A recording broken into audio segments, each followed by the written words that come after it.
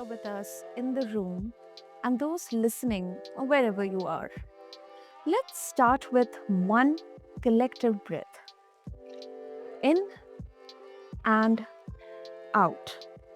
Now, if you are in your postpartum season or navigating perimenopause, you might be carrying a double load, a changing body, and a mind that keeps score of sleep loss, plans missed, and standards you never agreed to.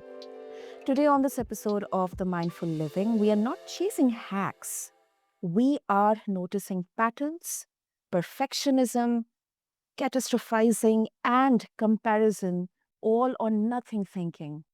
The quiet loops that drain energy, mood, and momentum. And listeners with us is Dr. Amy Loden Tiffany, physician entrepreneur, TEDx speaker, author, and mom, who brings the rare perspective of clinician and patient. She helps ambitious women reclaim health, energy, and confidence amid real life. So, with that, Dr. Amy, welcome to the show and thank you so much for bringing both science and humanity to this conversation. I'm really looking forward. Oh, it's my pleasure to be here. Thank you for inviting me. Ah, superb, superb. So, Dr. Amy, to begin with, let's try to understand the perfection guilt loop in here.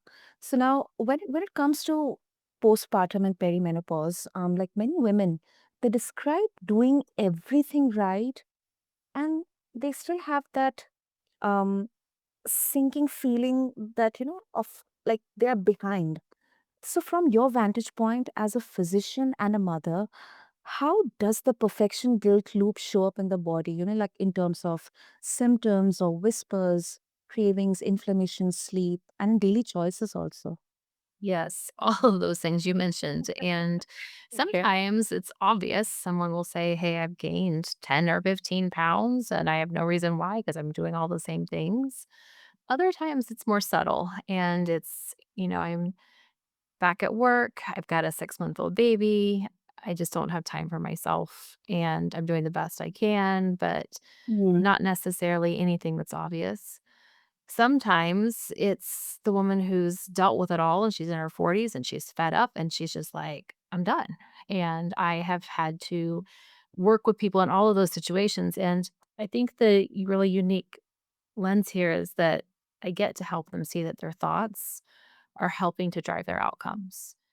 And Mm. once you understand that your thoughts create your actions and your actions create your behaviors, your habits, all of that creates your outcomes, you realize there's a lot more that you control than you don't. And so Mm.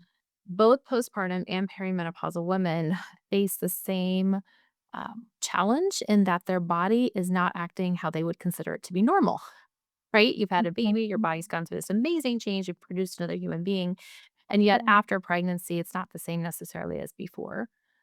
In the perimenopause transition, which is about 10 to 15 years before menopause occurs, menopause simply being the cessation of periods, menstrual cycles, or your ovaries failing. And they will often have a similar experience of, I've done this habit my whole life, I've been fine, and now I'm not. And I'll give you an example.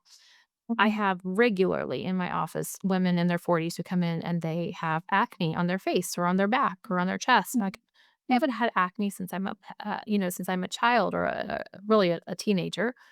Mm. And that's because this perimenopausal process is like a reverse adolescence.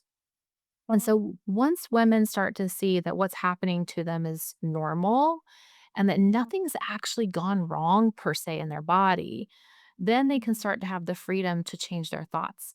Now, to be clear, there are times when something has gone wrong in the body. And so you definitely check things out. But once we assure ourselves that there is nothing abnormal biologically, the next step is not to minimize or negate or even neutralize what's going on Mm. because those are real things that are causing real experiences for real people, right? Yeah.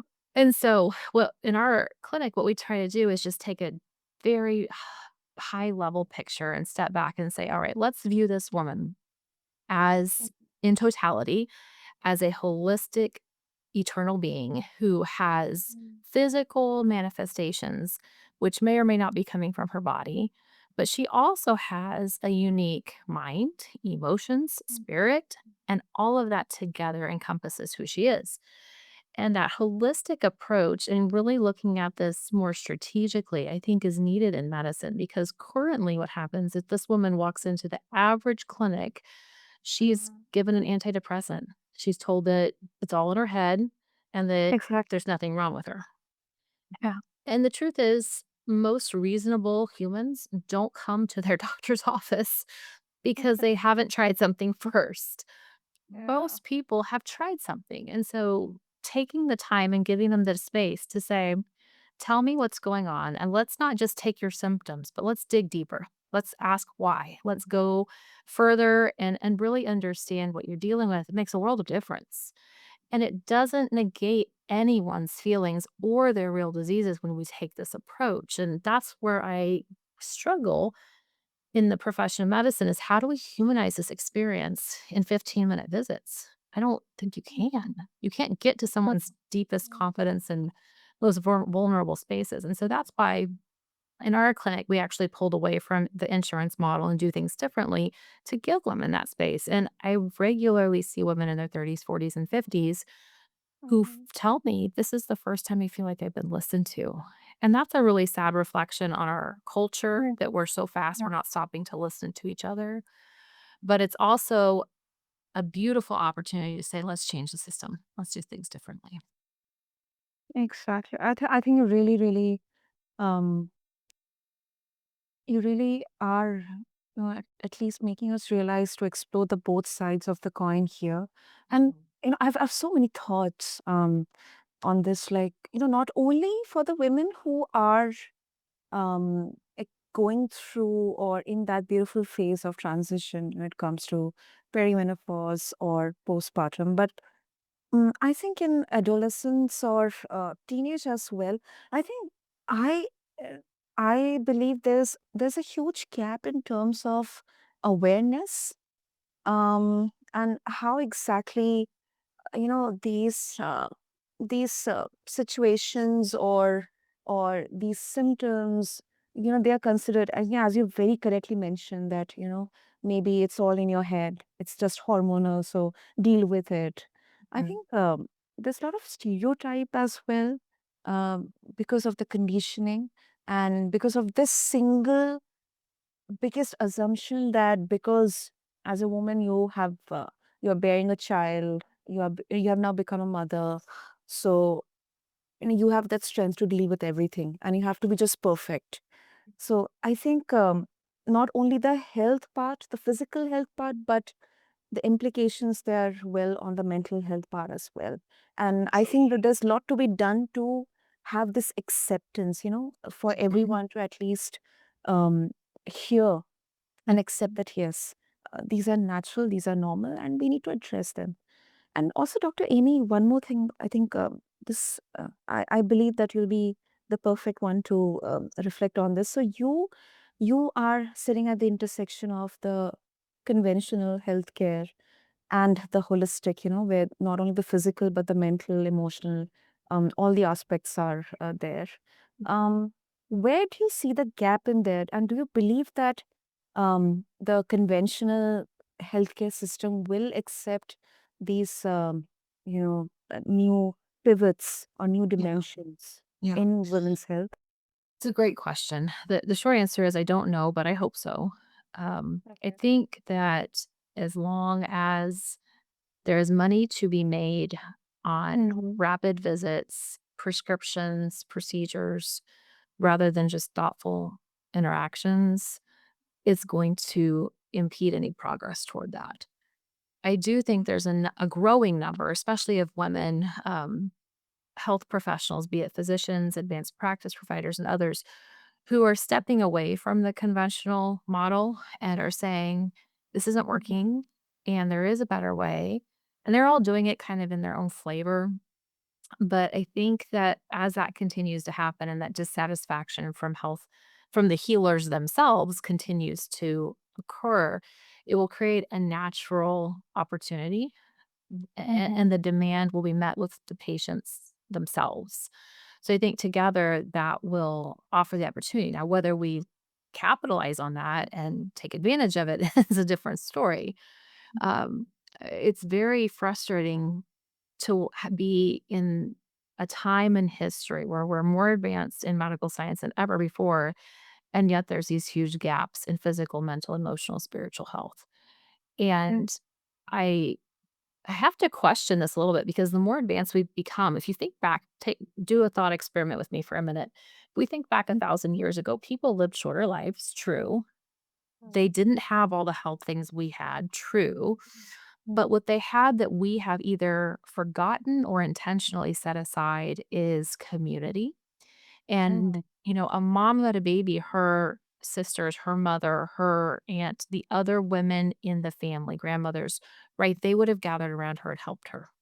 And We know from multiple ancient cultures that was the way, and we know from more recent years that was the way. And it wasn't until the last, hundreds years ish that things took a change. And part of that was a drive to have women be able to do what I do, to be physicians and to be leaders in society, right? And so there's goodness about that, but in the process, we've also lost some of the goodness of what was.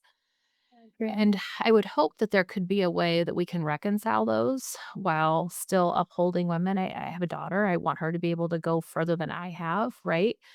But I don't want her to do it at the expense of her mental, physical, spiritual, emotional health. That's not worth it. And I don't want her to have to sacrifice.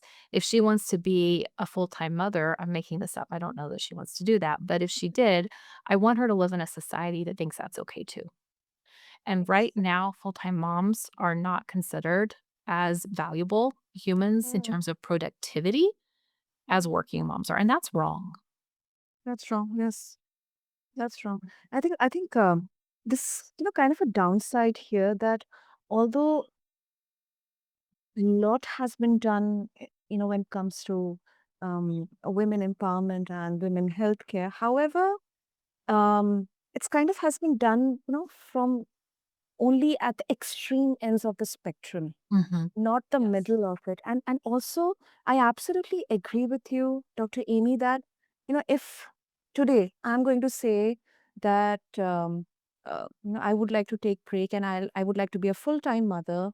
Mhm. Maybe I'll get appreciation from my parents or from my in-laws or yeah, I'm just creating a hypothetical situation. Mhm. Right. By the way, That at least. I'll get appreciation. However, maybe my female colleagues or maybe my colleagues or my friends who would consider me as a super ambitious person, they would Mhm. kind of judge me Mhm. that you are sacrificing your career for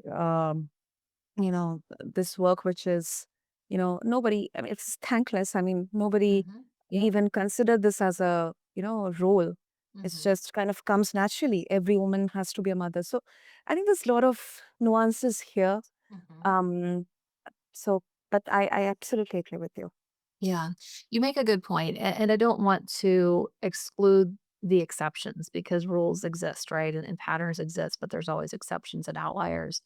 And so in our practice, one of the things that we try to do when we're working with women is to say, in general, this is what we expect to see. How does that fit with you? How do you think that resonates? And right, and get their opinion because I believe that every person really is the expert in their own experiences, right?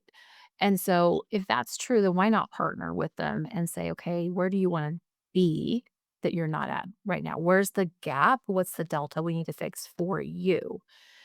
Understanding that there's huge systemic issues and historical and cultural things at play that will continue to evolve and be addressed. But in this moment, with this person in front of me, how can we serve them in a way that's practical and also helps raise them to their full potential? And Mhm. sometimes that means saying, I'll give myself an as example. I've struggled a lot with the idea of what does it mean to be a good mom and a good doctor? Mm. Are they mutually exclusive? And our society would say, well, you certainly can't be a full time mom and a full time doctor. And mathematically, that's true. But what if it was true that you could hold both hats, but it looked different? Yeah. And I think giving ambitious women the opportunity to say, can this look different? Understanding that you have to pay bills, you have to meet whatever obligations you've agreed to, right? But like, does it really have to look the way it's been sold to us? And my contention is it does not. That I think that we can be a lot more creative in Mhm. both professional and personal aspects, but it means becoming aligned with our goals. It means being brave and doing things that are scary and failing sometimes. And that makes life messy. And messy is not something that we grow up in school learning how to deal with. We teach our children to make A's, right? If you don't make an A, then there's something wrong. And that's Yeah. just not, I don't think, a helpful way of approaching life. And it's unfortunate because it's kind of an easy way to approach life to say, well, here's our arbitrary cutoff, and you either meet it or you don't. And there needs to be standards. We need to make sure that surgeons are able to operate, that airline pilots know how to fly the plane, right? We have to have standards. So I'm not suggesting we do away with assessments, but there can be a way in which we assess each other that's a lot more kind and Mm, more empowering and comes from a place that's just very different than where most of us are living. yeah, definitely. Definitely. And before we wrap up, Dr. Amy, I would like to bring in the mindset and metabolism part here, like rumination versus reflection.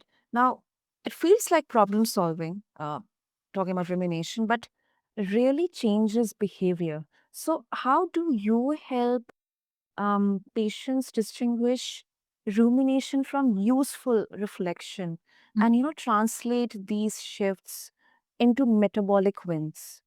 Right. So, one of the most helpful things is finding the underlying thought that's driving a behavior. And so, if my behavior after working all day is that I come home and sit down on the couch and eat some fast food I picked up on the way home, I'm going to have a certain result, both mentally and metabolically.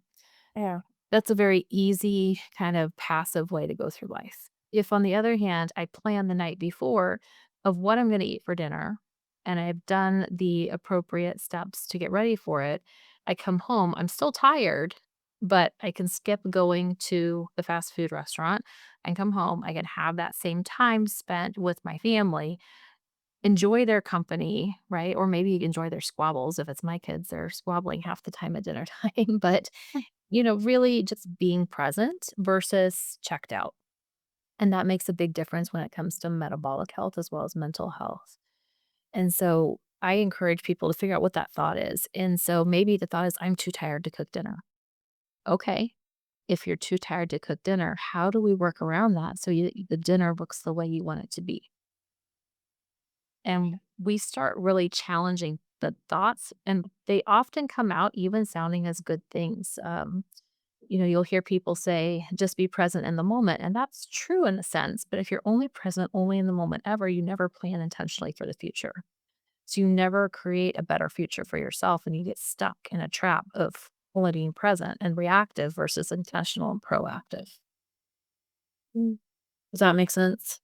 it does. It does. And I would like to bring in like my thoughts here. So number Please. one, Dr. Amy, initially I used to think, so my parents have this habit of, especially my mother, she plans for the all the three-course meals like a day before. And initially, like, I a few years back, I used to like, scoff at her. Why do you plan everything? And I mean, how do I know what I'm going to eat tomorrow? Mhm. Let me do that on the spot. But then the years passing by, when I got to experience, the importance, the goodness, the warmth of having that, uh, I should say, privilege of eating homemade, home cooked meals, Mhm. and also uh, coupling it with the stress, the tight schedule of work. I think I was at a very wrong place that time. And I shared that with my mother, and I really understood the importance of that. And I think that's exactly, as you said, somewhere down the line we have actually kind of ignored or forgotten the the ancient ways of living. Mhm. Um, so that I think that kind of thought kind of it came into my mind. I thought, let me share that. Yeah. 'Cause, Well, there's wisdom in it, right? It didn't happen for hundreds or thousands of years because it didn't work, right? There was a reason they did that. And it honestly, it's foolish of us not to at least consider what's already been learned by those who've gone before us. We may not do what they did, but we should at least consider it because it came from a place of learning and wisdom that we can share. Oh, wow. So, Dr. Amy, before we wrap up, if our listeners they would they would like to connect with you, what would be the easiest? I recommend following us on social at Dr. Amy Tiffany. And certainly you can go to our website and find more information there as well, vitalitymwc.org. But just connecting socially and following the conversation, we give lots of value. And I wrote a book called The Postpartum Pivot that's on Amazon, so they can download that on Kindle for free and really connect with where they want to heal in their story and be in a better place both as mothers and as women in society. Definitely, definitely. And as we close this loop together, listeners, if something stirred for you today, let it become one compassionate choice, one breath cue, one 5-minute walk in the nature, maybe one feed audit, not 10 new rules or some kind of checklist in there, which may look overwhelming to you to begin with. Your nervous system learns safety from small, repeatable, achievable wins. So, Dr. Amy, thank you so much for beautifully blending science with lived experience and reminding all of us that health is a relationship, not a report card Thank you for or having a last report. Thank you. Thank you. And listeners, so just refer to the show notes along with this episode to connect with Dr. Amy. And until then, this is the Mindful Living. I'm your host, Sana. And all I would like to say is that your mind is not your enemy. Your body isn't a project. Take the smallest next step. We'll meet you there. Thank you.